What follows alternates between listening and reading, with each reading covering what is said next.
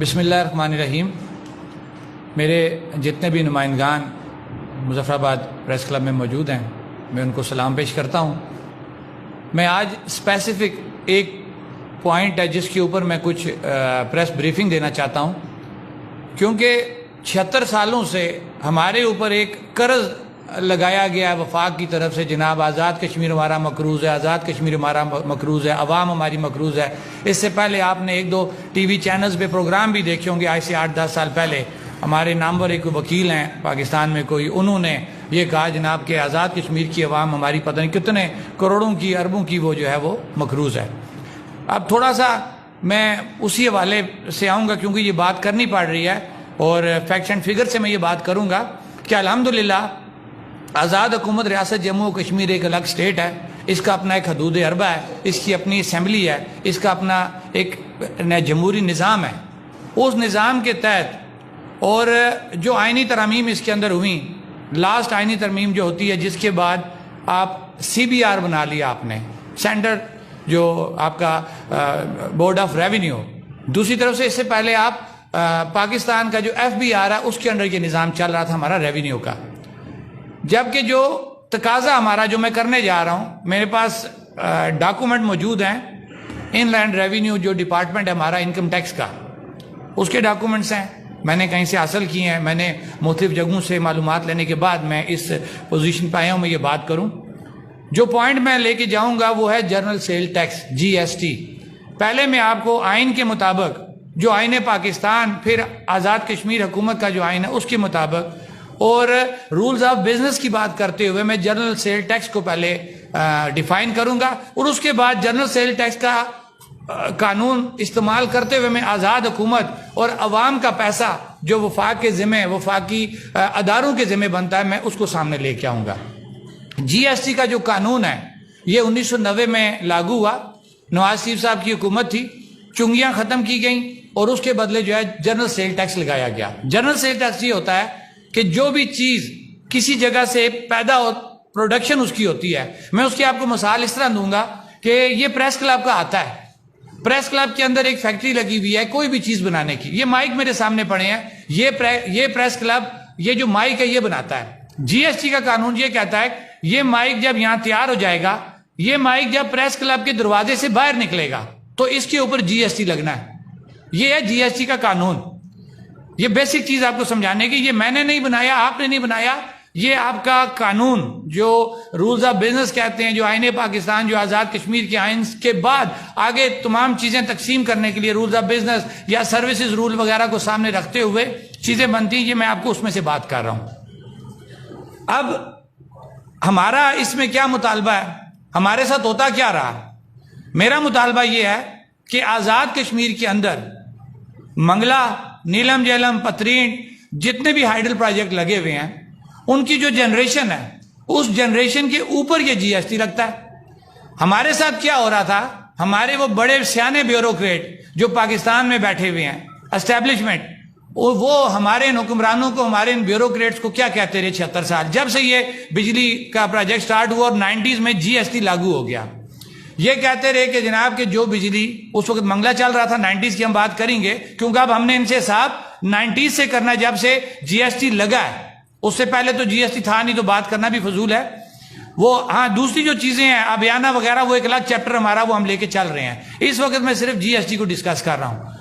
اس سے پہلے ہمارے ساتھ یہ ہو رہا تھا، کہا جاتا تھا کہ جتنی بھی بجلی پاکستان میں آزاد کشمیر میں جو پیدا ہوتی ہے وہ جب نیشنل گرڈ میں جاتی ہے، نیشنل گرڈ سے جب ہم اس بجلی کو تقسیم کرتے ہیں تو جی ایس ٹی وہاں لگتا ہے۔ آپ اپنے ہی قانون کی خود نفی کر رہے ہیں۔ جی ایس ٹی کا قانون میں نے آپ کو ڈیفائن کر دیا ہے، جو بکس کے مطابق، لا کے مطابق جہاں پیداوار ہوتی ہے اسی پیداواری جو ریجن ہے، جو علاقہ ہے وہیں پہ ہوتا ہے۔ تو اس قانون کو سامنے رکھتے ہوئے میں جاؤں گا منگلا پروجیکٹ پہ، کہ منگلا کا جو ایریا جہاں پہ ہمارا یہ پروجیکٹ لگا ہوا ہے، چاہے وہ ڈیم ہے، چاہے وہ ٹربائنز ہیں جو بجلی جنریٹ کر رہی ہے، بیسیکلی جب ٹربائن گھوما بجلی نکلی جی ایس ٹی لگ گیا۔ میرا جو موقف ہے کہ آزاد کشمیر حکومت کا حق بنتا ہے، اس کا قانونی حق ہے کہ جو بجلی منگلا پروجیکٹ سے بن رہی ہے وہ 90 سے جب سے جی ایس ٹی لاگو ہوا ہے اس کی پرسنٹیج چینج ہوتی رہی ہے، وہ 7-8% چینج ہوتے ہوئے آج 18% پہ آ گیا ہے. تو جب سے یہ لگا ہے تب سے آج تک جتنی بھی بجلی پیداوار ہوئی ہے نہ جی ایس ٹی لگنے سے لے کے آنورڈ، اس تمام پہ وفاقی ادارے وہ کمپنیاں جو بجلی پیدا کر رہی ہیں آزاد کشمیر کے اندر سے، میں منگلا کو ہی ڈسکس کروں گا، باقیوں کا تو آپ وہ خود بھی ایڈمٹ کر گئے ہیں، نیلم جیلم کا وہ خود ایڈمٹ کر گئے ہیں، تو منگلا کا آپ کو حساب دینا پڑے گا. میں آپ کو چھوٹا سا ایک فگر بتاؤں گا کہ جو فگر میرے پاس ہے، کہ جو قانون پہ اب آؤں گا کہ ٹیکس ڈپارٹمنٹ کا جو قانون ہے یا عدالتوں کا جو قانون ہے، میں آسان طریقے سے سمجھاؤں گا کہ آپ کیس کر دیتے ہیں شوکت نواز میر کے خلاف سول کورٹ میں، اور شوکت نواز میر کو ایک نوٹس آتا ہے، دوسرا آتا ہے، میں تعمیل اگر کر لیتا ہوں، تیسرا آتا ہے، میں اگر نہیں کروں گا تو ون سائیڈڈ فیصلہ ہو جاتا ہے. یہ قانون ہے نا، میں نے تو نہیں بنایا، یہ پاس شدہ قانون ہے، اس آزاد کشمیر کا بھی پاکستان کا بھی. ان لینڈ ریونیو ہمارا وہ ڈپارٹمنٹ ہے جو ہمارے اس ٹیکسز کو ڈیل کرتا ہے اور خاص طور پہ جی ایس ٹی کو ڈیل کرتا ہے. انہوں نے باقاعدہ جو پاکستان کی وہ ادارے، وہ کمپنیاں جو آزاد کشمیر کی حدود کے اندر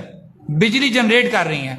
ان کو انہوں نے جو فیصلے سنا دیے ہوئے ہیں، جب انہوں نے کوئی رپلائی نہیں کیا تو قانون یہ کہتا ہے کہ جب کوئی رسپانڈ نہیں کرے گا، آپ نے پراپر نوٹس اس کو جاری کیے ہیں، تو عدالت کے پاس یہ اختیار ہوتا ہے کہ وہ ون سائیڈڈ فیصلہ کر دے. جو فیصلہ جات ہوئے ہوئے ہیں اس کے مطابق، میری بات نہیں ہے یہ، جو قانون کے مطابق ان لینڈ ریونیو آزاد کشمیر نے جو وفاقی حکومت کے ذمے، ان اداروں کے ذمے جو آزاد کشمیر سے بجلی پیدا کر رہے ہیں، ان کے ذمے 251 بلکہ 252 ارب روپیہ اس کے فیصلے کر دیے، اور جو ابھی زیر کار ہیں فیصلے وہ تقریباً 50 ارب روپے کے ہیں. یہ تقریباً 300 ارب روپیہ پاکستان حکومت کے ذمے قانونی طور پہ آج میں یہ ثابت بھی کر رہا ہوں، اور یہ آنے والے دنوں میں ثابت بھی ہو جائے گا. ہمیں اس کے بعد ہم اب آپ کو کچھ دنوں میں پورے یونٹ جو 90 سے لے کے آنورڈ اس وقت تک اس پروجیکٹ نے جنریٹ کیے ہیں، ہم وہ بھی سامنے لے آئیں گے. پھر ان یونٹس کو ضربیں دی جائیں گی اس ٹینیور کے حساب سے کہ کس عرصے میں پرسنٹیج کیا تھی جی ایس ٹی کی، کس عرصے میں کیا تھی. یہ تو اربوں روپیہ بنے گا. یہ تو میں نے ابھی آپ کو 300 ارب روپیہ نکالا ہے وفاق کے ذمہ، یہ میں نے نہیں نکالا، یہ ہمارے اداروں نے نکالا، جن اداروں کو تسلیم کیا جاتا ہے انہی اداروں نے یہ نکالا ہوا ہے. اب ہوتا کیا ہے کہ جس کا زور چلتا ہے اسی کی بات سنی جاتی ہے. آج تک کسی نے نہیں پوچھا. لہذا جب ہمارے ساتھ کوئی حساب کرے گا، ہمیں کوئی بھکاری کہے گا، تو پھر ہم اس کو بتائیں گے کہ اس بھکاری کے وسائل کے اوپر تم لوٹ مار کر رہے ہو 76 سالوں سے، تمہیں اس کا حساب دینا پڑے گا. یہ پہلا ہم نے آپ کو چھوٹا سا حساب مانگ لیا ہے کہ آپ پہلے ہمارا یہ چھوٹے سے جی ایس ٹی کا حساب کر دیں، باقی ابیانہ دوسری چیزیں بات کی بات ہیں. تو میں اپنی بات کو کلوز کرتے ہوئے اس پوائنٹ کے اوپر کہ آزاد حکومت کا وفاق کے ذمے جی ایس ٹی کی مد میں تقریباً 300 ارب روپیہ بقایا ہے جو وفاق دینے کا پابند ہے. آپ نے اس سے ہٹ کے بات ہے، آج آپ نے کیس کیا تھا جو لینڈ افسران ہے اور جو دیگر افسران کی برات کے حوالے سے، اس پہ ہائی کورٹ کا فیصلہ ہے. وہ ابھی بحث کی آتا ہے کہ اس میں کیونکہ کوئی آرڈرز پاس نہیں ہوئے، چیف صاحب نے یہی کہا تھا کہ میں وربلی جو آرڈر کر رہا ہوں تو اس کو آپ کریں. اس میں 2-3 چیزیں تھیں، کیونکہ آلریڈی ہماری ایک تحریک چل رہی ہے، اور یہ جو ہماری آلریڈی جو وہاں کیس لگا ہوا ہے یہ شوکت نواز میر بنام سرکار، یہ فیول ایڈجسٹمنٹ چارجز کی یہ ریٹ ہے، اور بھی کئی لوگوں نے یہ ریٹ کی ہوئی ہے. ساروں کو کلب کیا گیا، بینچ بنا ہوا تھا، اور اس کو جو ہے نا ہمارا جو نیلم جیلم جو مظفر آباد بچاؤ تحریک جو تھی، جس میں نیلم جیلم پروجیکٹ کے حوالے سے ہم ہائی کورٹ میں گئے تھے،